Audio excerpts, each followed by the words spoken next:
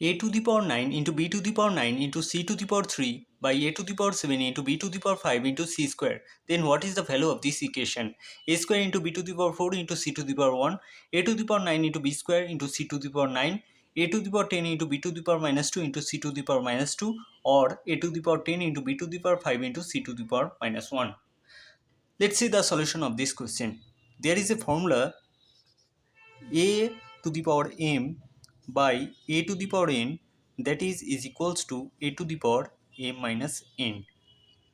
So if we apply this formula in this equation, so we can write a to the power 9 minus 7 into b to the power 9 minus 5 into c to the power 3 minus 2.